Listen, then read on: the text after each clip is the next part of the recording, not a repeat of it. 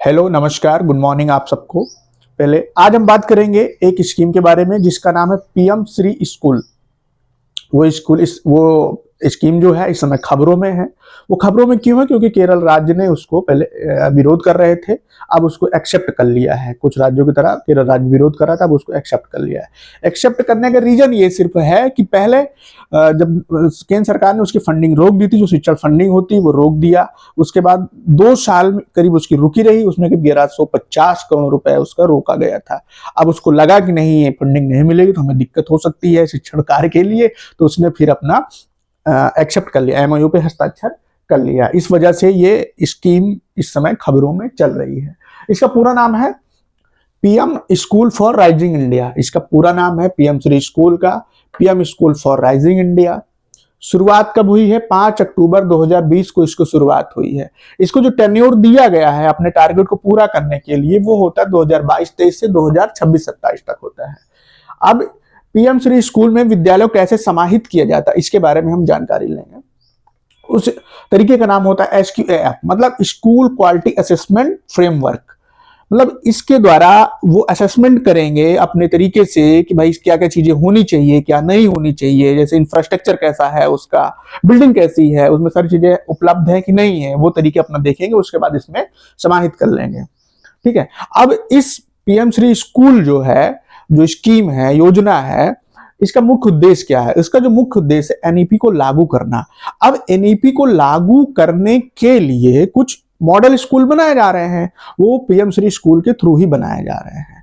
मतलब पहले उसको इस तरीके से एनईपी में जैसे दिया बताया गया, एनईपी के बारे में जो उसका उद्देश्य है, उसको जो पढ़ाने का तरीका है, वो उसमें उस तरीके से इस मॉडल स्कूल पढ़ाया जाएगा। बाद में जो बाकी विद्यालय हैं उसका अनुकरण करके उस तरीके से वो भी अपने एनईपी को फॉलो करेंगे। ठीक है। ये एक इसका मुख्य उद्देश्य होता है। इसके जो टारगेट है वो 14,500 स्कूल है। मतलब पूरे देश से 14,500 स्कूल पीएम श्री स्कूल के थ्रू माने जाएंगे। उसके बाद 13,070 स्कूल अभी इसमें समाहित कर लिया गया है शिक्षण में सुधार करने के लिए। ये चीजें हैं इसका ये मुख्य उद्देश्य। इसका एक उद्देश्य और शिक्षण पद्धति में सुधार करना। ठीक है। अब इसकी जो फंडिंग अनुपात है इसके बारे में हम बात करेंगे। 60-40, बहुत से कुछ राज्यों को 60, जो केंद्र सरकार होगी वो 60% देगी, 40 जो रेशियो है 60-40 का रेशियो है।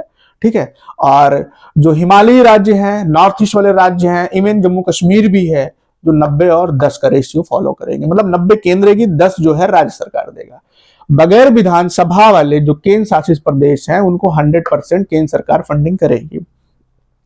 अब इस योजना की जो मुख्य विशेषताएं हैं वो क्या है? कौशल, बच्चों को अंदर कौशल डेवलप करना, मतलब कि इस तरीके से उन्हें तैयार करना कि वो आगे चल करके उनका समग्र विकास हो सके।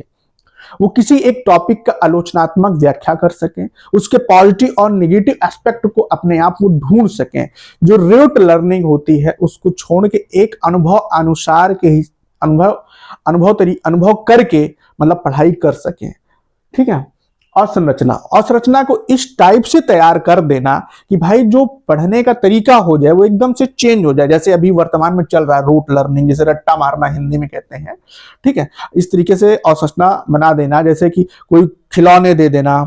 जैसे अभी क्या होता है कि हम अगर नंबर पढ़ाते हैं बच्चों को तो फिर उसको याद करवाते हैं, 2 दूनी 4, मतलब ऐसे बोल करके करवाते हैं, 2 1 2 2 4, ये तरीका होता है हमारा पढ़ाने का।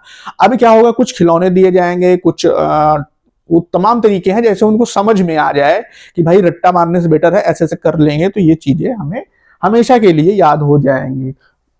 और सबसे जो मुख्य इंपॉर्टेंट बात इसकी ये है, इस विशेषताओं में पर्यावरण का रोल शुरुआत से ही पढ़ाने के लिए, मतलब कि जो पर्यावरण का रोल है उसको शुरुआत से ही पढ़ाया जाए। ठीक है।